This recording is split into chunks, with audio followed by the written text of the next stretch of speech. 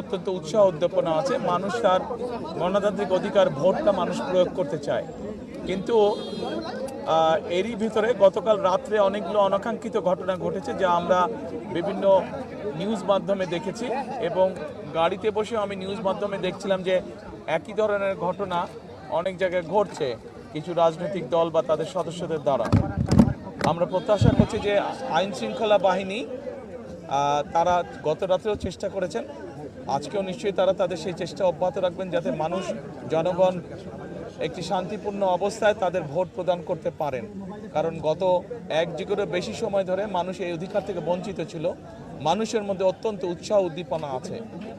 আমি সকলকে আহ্বান করব, আসুন আমরা সকলে মেনে চেষ্টা করি মানুষ যাতে শান্তিপূর্ণভাবে সুন্দরভাবে তাদের এই অধিকারটি প্রয়োগ করতে পারে, এবং আমরা সকলে মিলে একটি আমাদের প্রত্যাশিত সুন্দর বাংলাদেশ আমরা গড়ার উদ্যোগ গ্রহণ করতে পারি। তাহলে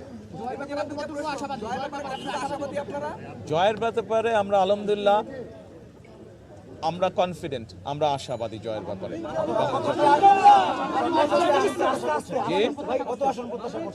আমরা অন্তত এতটুকু অবশ্যই আসন প্রত্যাশা করছি যেখানে আমরা খুব সুন্দরভাবে দেশ পরিচালনা করতে সক্ষম হব।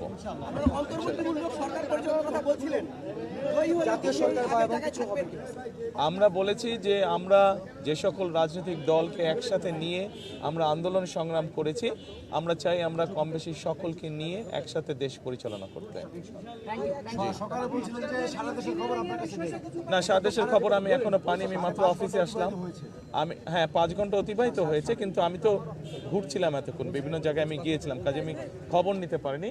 এরই ভিতরে আমি মোবাইলের মাধ্যমে যে বিভিন্ন আপনারা যারা সংবাদ মাধ্যম আছেন আপনাদের বিভিন্ন খবরগুলো আমি দেখছিলাম, আপনাদের খবরেই দেখলাম আমি যে বিভিন্ন জায়গায় এখনও কিছু অপ্রত্যাশিত ঘটনা ঘটছে। কোনো একটি রাজনৈতিক দল এখনও কিছু অপ্রত্যাশিত ঘটনা তারা বারংবার ঘটিয়ে যাচ্ছে। কাজে আমরা চাই না যে এসব ঘটনা ঘটুক।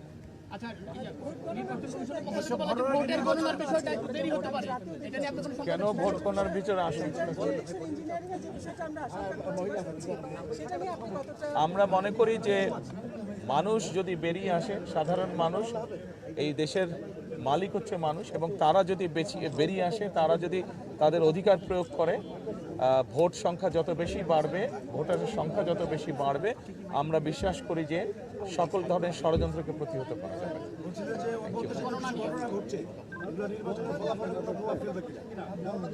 এগুলা নির্বাচনে যারা এইসব ঘটনা ঘটাচ্ছে তাদের প্রতি তো মানুষের বিরূপ ধারণা হবে বলে আমরা বিশ্বাস করি, কারণ ঘটনাগুলো তো ভালো না। তারা তো বিভিন্নভাবে বিভ্রান্ত করার বা অনৈতিক কাজ করার তারা চেষ্টা করছে, কাজে তাদের প্রতি নিশ্চয়ই মানুষের বিরূপ ধারণা হবে। ফল গণনা নিয়ে কেন দেরি হবে? দেরি হবার কোনো কারণ নেই। কেন দেরি হবে? আমরা সমগ্র দেশের মানুষ যেখানে একটি দ্রুত তারা যা ভোট দিয়ে এসছে তার ফল তারা দ্রুতই চাইবে। আমরা আশা করব যে নির্বাচন কমিশন চেষ্টা করবে যাতে দেশের মানুষ দ্রুত তার ভোট প্রদানের যে ফল সেটা তার শেষে মানুষকে সামনে উপস্থাপন করবে।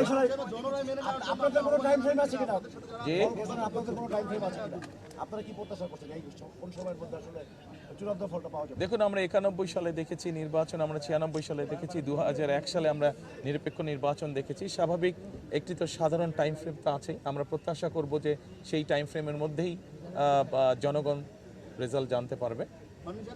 জনরায় মেনে নেওয়ার জন্য বাংলাদেশের সবচেয়ে প্র্যাকটিস যে হেরে যায় ফলে নির্বাচন সুষ্ঠু হয়নি। আপনার জায়গা থেকে আপনারা জনরায় মেনে নেবেন কিনা, এবং যারা হেরে যাবে তাদেরকে মেনে নেওয়ার জন্য আহ্বান জানাবেন? নির্বাচন যদি সুষ্ঠু, নির্বাচন যদি নিরপেক্ষ হয়, নির্বাচন যদি বিতর্কিতহীন হয়, তাহলে অবশ্যই কেন মেনে নেব না, সব দলই আমরা মেনে নেব।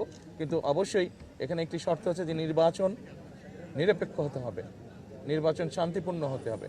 আমরা যেসব অনাকাঙ্ক্ষিত ঘটনা দেখছি, যেভাবে মানুষকে বিভ্রান্ত করার চেষ্টা হচ্ছে, সেই এরকম বিষয় তো অবশ্যই মেনে নেওয়া যাবে না, কেউই মেনে নেবে না। আমার কাছে মনে হচ্ছে যে ভোটার উপস্থিতি আমি যতটুকু ঢাকা শহরে দেখেছি, আমার কাছে মনে হচ্ছে আলহামদুলিল্লাহ মানুষ অত্যন্ত উৎসাহ ভরে তার ভোট প্রয়োগ করতে যাচ্ছে।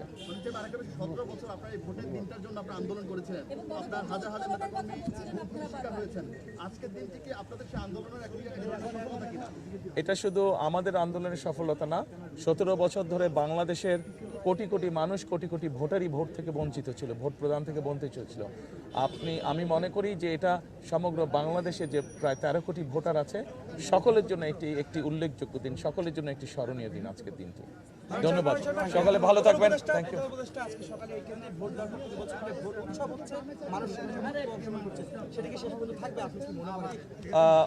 প্রধান উপদেষ্টার কাছে যেহেতু উনি সরকারে আছেন, ওনার কাছে হয়তো ইনফরমেশন বিভিন্নভাবে থাকতে পারে। আমি যেহেতু এখনও সেভাবে সারা দেশে ইনফরমেশন জানি না, কাজে আমি এ ব্যাপারে বলতে পারবো না। আমি শুধু ঢাকা শহরে যতটুকু দেখেছি, আমি তো বললামই যে মানুষের মধ্যে উৎসাহ উদ্দীপনা আছে। আমরা বিশ্বাস করি গত 2 দিনে যেভাবে দেখেছি মানুষজন লঞ্চ, স্টিমারে, ট্রেনে, বাসে করে বিভিন্ন উৎসাহ নিয়ে দেশে ফিরে গিয়েছে, যার যার এলাকায় ফিরে গিয়েছে ভোট প্রদানের জন্য। আমরা প্রত্যাশা করি যে সেই উৎসাহটার প্রতিফলন আজকে নিশ্চয়ই থাকবে বিভিন্ন জায়গায়। জামাত ইসলামের বেশ কয়েকজন এজেন্ট বা সদস্য তারা অস্ত্র নিয়ে ধরা পড়েছে, টাকা নিয়ে ধরা পড়েছে।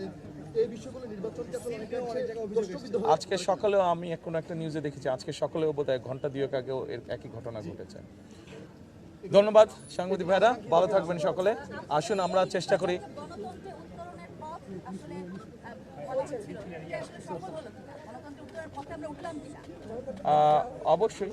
অবশ্যই জনগণ যদি শান্তিপূর্ণভাবে নিরপেক্ষভাবে ভোট দিতে পারে, গণতন্ত্রের সূচনা তো অবশ্যই শুরু হবে। এখন পর্যন্ত যে জনগণের স্বতঃস্ফূর্ত আপনি বলছিলেন যে সারা দেখতে পাচ্ছেন, সেটা কি আকাঙ্ক্ষা পূরণ হচ্ছে কিনা?